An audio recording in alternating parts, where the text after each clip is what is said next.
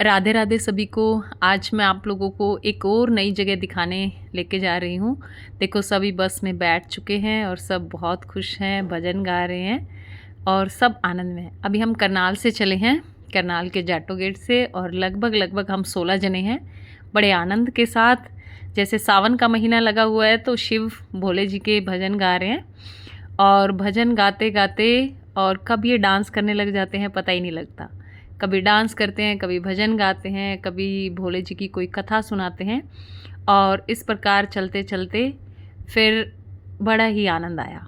और आप देख पा रहे हो कि अभी सारे डांस करना शुरू कर दिए। और ये बहुत ही मनमोहक दृश्य होता है जब आप इस जोन में होते हो, इस वाइब्स के अंदर जब आप बैठे होते हो ना, तो आपको अपने घर की, संसार की कोई चिंता नहीं होती। आप बस उसमें मगन होते हैं। आप देख पा रहे हैं सब कितने खुश हैं। लंबे लंबे हाथ उठाकर सब डांस कर रहे हैं, तालियां बजा रहे हैं। बहुत ही आनंद में, सबको बहुत आनंद आ रहा है। और अब हम पहुंच गए हैं अरुणाई। अरुणाई शायद आपने सुना भी होगा, पेहवा के पास है, जहाँ पर भोले बाबा का बहुत बड़ा मंदिर है और बहुत इसकी मान्यता है। आप देख पा रहे हैं यहाँ हम धीरे धीरे, देखो भोले बाबा की एक बड़ी सी मूर्ति आपको दिखाई देगी, ये देख पा रहे हैं। अभी बस में से सभी उतर गए हैं और यहाँ पर थोड़ा सा नीचे एक बारिश हुई थी और एक सड़क शायद दोबारा बना रहे हैं, तो थोड़ा सा मिट्टी गिल्ली थी और बारिश की वजह से थोड़ा सा कीचड़ भी हुआ था। अब हम अंदर आ रहे हैं। अंदर भी बहुत बड़ा परिसर है मंदिर का, बहुत ही सुंदर, बहुत अद्भुत। अब मैं आगे आपको लेके चलती हूँ शिवलिंग के पास। ऊपर देखो, आप कैमरे में देख पा रहे हो कि ऐसा अंदर का दृश्य होता है शिवलिंग का, जो चांदी के बीच में है ना। यहाँ पर ये स्वयं प्रकट हुए हुए शिवलिंग है। यहाँ पर कोई बनाए हुए नहीं है या पत्थर से। और ये देखो कितना बड़ा फैन है, और साइड में देखो कितना खुला ये कुआं है। इधर साइड में ना ये कुआं है, जहाँ पर वो पंडित जी येलो कपड़े वाले कुछ रखा है, वहाँ पर एक कुआं है। और ये अभी जो समय हुआ है 11, सवा 11 बजे हैं, तो ये भोग की तैयारी कर रहे हैं। और यहाँ पर शिव जी को भोग लगता है और उसके बाद 11:30 बजे जो भोजन है या प्रसाद है वो शुरू हो जाता है यहाँ पर, पहले भोग लगने के बाद।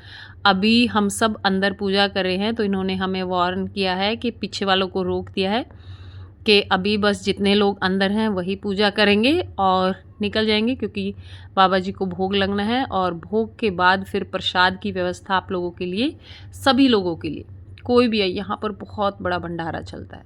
बाबा जी को भोग लग के यहाँ पर भंडारा चलता है। अभी हम बाहर आ चुके हैं। बाहर का दृश्य देखो, ये उस दूसरी साइड का है। दूसरी साइड इधर भी देखो, छोटे छोटे बहुत सारे मंदिर बने हुए हैं, हर अलग अलग मूर्ति हैं। और वहाँ पर पीछे कोई हवन चल रहा है, मतलब कोई फैमिली हवन करवाती है। ये है समुद्र मंथन का जो आप दृश्य देख पा रहे हैं। एक तरफ देवतागण हैं और एक तरफ असुरगण हैं। आप देख पा रहे हैं श्री संगमेश्वर महादेव जी का मंदिर है ना। ये मंथन का पूरा दृश्य है। और यहाँ पर मैं पिछले, मतलब अब की बार मेरा 3rd टाइम है, यानी 3 सालों से मैं यहाँ पर आ रही हूँ। तीसरा साल है। पहले ये किसी और कलर के हुआ करते थे, बट अब की बार इन सब पर नया पेंट हुआ है, तो इसलिए भी मुझे बहुत आकर्षित कर रहे हैं। और बहुत सुंदर, देखो बाहर छोटे छोटे शिवलिंग रखे हुए हैं। ये देखो कितना बड़ा परिसर है।